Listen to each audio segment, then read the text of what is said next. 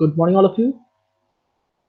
The topic which we are going to deal in this lecture is of the social marketing research unit 2 topic that it starts with the socio-economic problems. In this lecture, will be seeing the different problems which are considered as the socio-economic problems in India. So, first of all, we'll start with the topic. We'll start with the term that what is the socio-economic or the socio-economic problems for India. Okay, as the term here denotes social means society, and the economic. These two different terms, but for whom these two different terms are used? These two different terms are used for the people who are living in the society or who are facing the problems regarding the social part as well as regarding the economical part. The social part shows that what are the social problems related to them, either the problems related to their identity, the problem related to their position, the status, hierarchy in the society, the living of a standard, as well as the economic problem, which includes the occupational, unemployment problems, the problem of different things which are directly or indirectly related with the monetary system.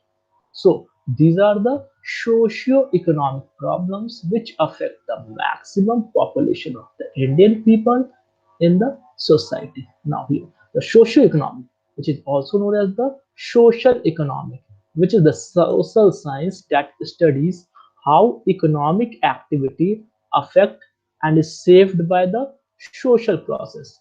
It also refers to the society related economic factors. These factors relate to and influence one another. But how these factors relate or affect one another, we will see here.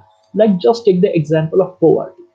If a people, or just take the example of illiteracy, unemployment, any social problem, the crime, the juvenile delinquency, the terrorism, insurgency, there are many more problems are there. Even the burning problems which has arisen in this 20th century, that is the aged people population. The number of population of the aged people who are more than of 60 to handle them, to provide them the social status, to provide them the economical power. It's again a burning question. How we can provide them? The people who have already crossed the age of 60, who is retired, who are oldest people. So it's also a social problem because that type of people are existing in our society, they are living in our society. So we have to handle with all these socio-economic problems. The problem of insurgency, the problem of poverty, illiteracy, unemployment, child labor, occupational diseases problem, many more problems are there. The problem of crime. So how we are going to deal with this? So just suppose if a child whose age is just 14 years and he is involved in some criminal activity, he has committed some offense. So just see how the government is going to take action against him. Already, if that child is the only child of that family, the government is putting him in the bars for the juveniles. Okay, now what will happen to his family? No doubt, his family will again face the problem of poverty, the problem of unemployment, because maybe his father or mother has crossed the age of aged people. He must be more than 60. Then how much they can have? So all the consequences we can see here in the society only. If a single problem is there, it will automatically influence the other problems. Like a person who is poor, no doubt his children will not get enough education, and if they are not getting the enough education, they will be under the unemployment category because they are not skilled or they are semi skilled or unskilled. Then they can't get the work regularly on the basis of their skills. So these are the consequences. One social problem influencing or affecting the other economic problems. Okay, so the first socio-economic problem which we are going to deal in this lecture is the poverty. It's a very common topic. We are we are having this concept since our childhood because as we as we are using this word poor, poverty in the schools also, the person, but the parameter to identify that who is poor or who can be termed under the poverty is different from every perspective. If we are thinking from the perspective of the monetary system, the money, it is different. If you are thinking the person who is poor from the amount of nutrition, diet he is receiving, it is different. If you are thinking from the point of the living of standard, who is poor, it is different. From the materialistic thing which we hold, it is different. It means from different parameters we can define the term poverty in the different sector. Like if a upper class family, the person who is not of their status, they will treat them as a poor. If a person who is not having enough food to feed his family or feed himself, that person can be also termed as the poor. So all as a normal, the socially acceptable definition on which we can agree, that can be that the person is said to be poverty or poor to exist when people lack the means to satisfy their basic needs.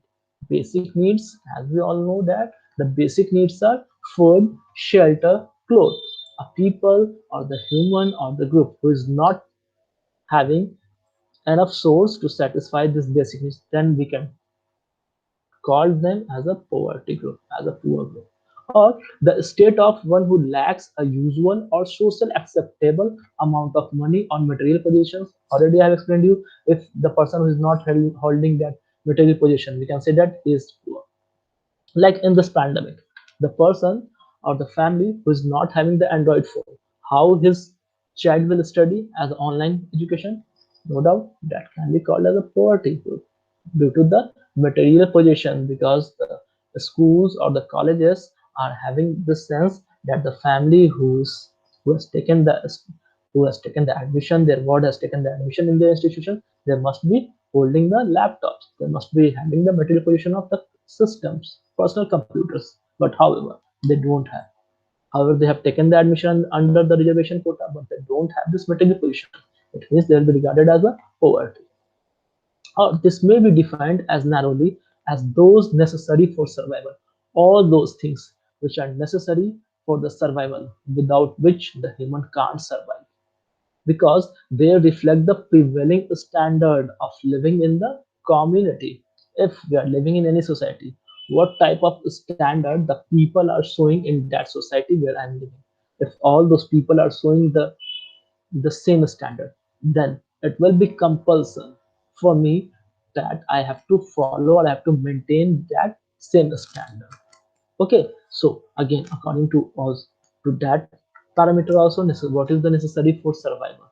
Because a person who is not having a motorcycle, he can't survive. A person, but a person who is having the car, he will think that a person who doesn't have the car in this world, in this society, he can't survive. Now, the word survival is also having the different meaning.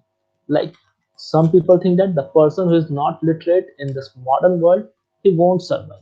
Then now, how we can define this? The word survival, it has a different meaning.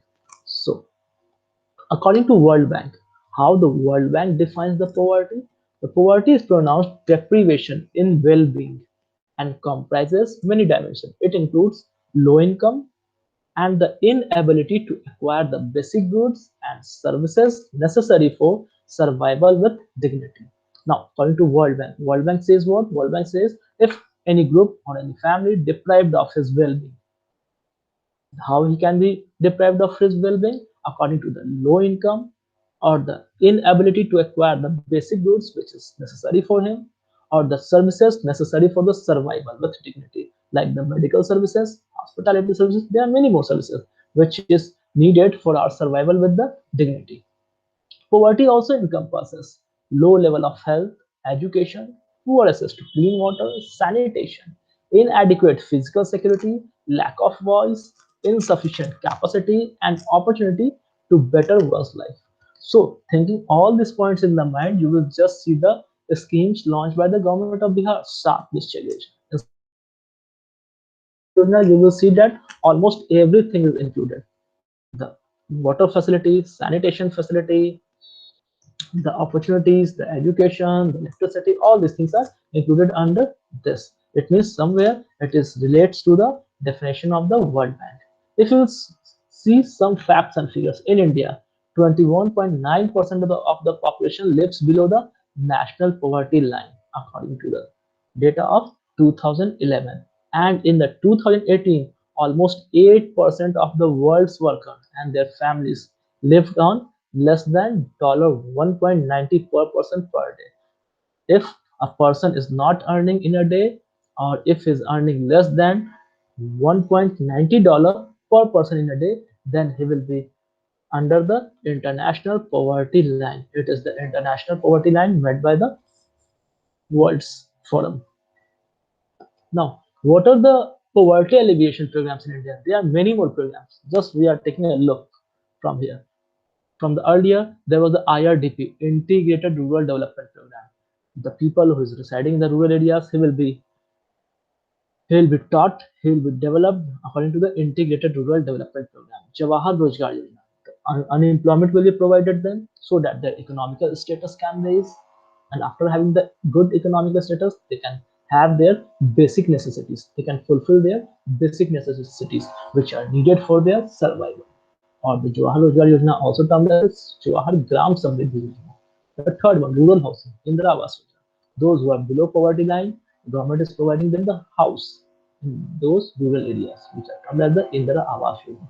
Food for work program. If we are physically fit, it means the government will take the work from us and it will provide enough food to feed our family, to feed ourselves. That is from the FCI, Food Corporation of India. National Old Age Pension Scheme, it is for those people who are retired or who are more than age of 60. Annapurna Scheme, again it is a food providing yojana in which the government is providing food for the family members. Shampoon Gramin Rozgar Yojana, here the government is providing the employment.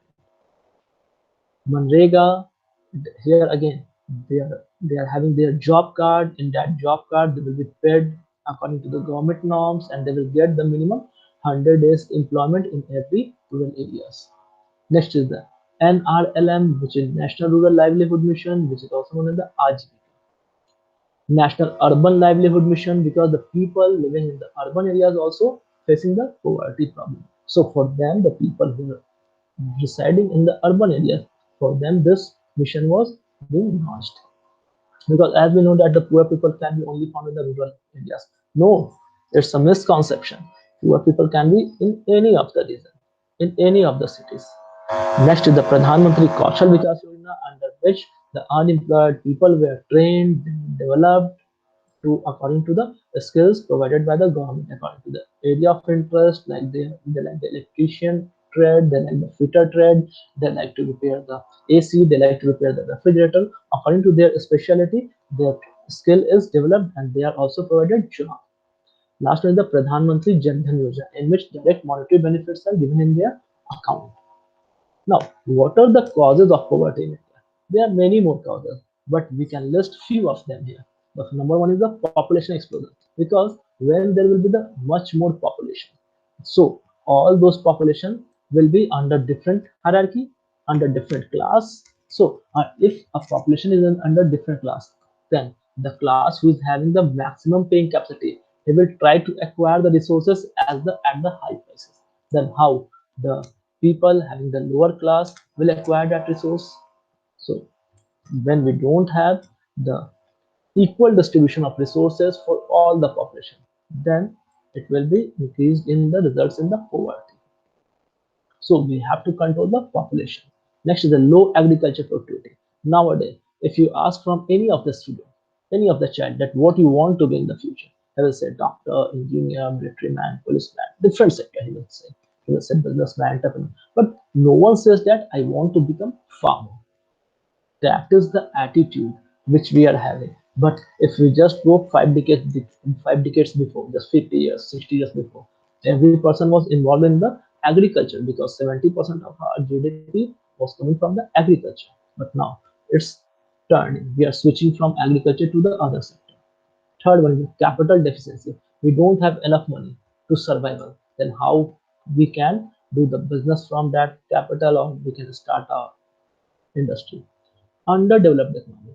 As we know now, India is not under the underdeveloped economy, it's now in the developing economy. So, since developing economy also needs many more factors, and these all are the constants which makes India a hindrance. It creates a hurdle to be from developing to the developed economy. Increase in prices, inflation, hike in prices due to the inequality in the due to the imbalance in the demand and supply. We see rural economy.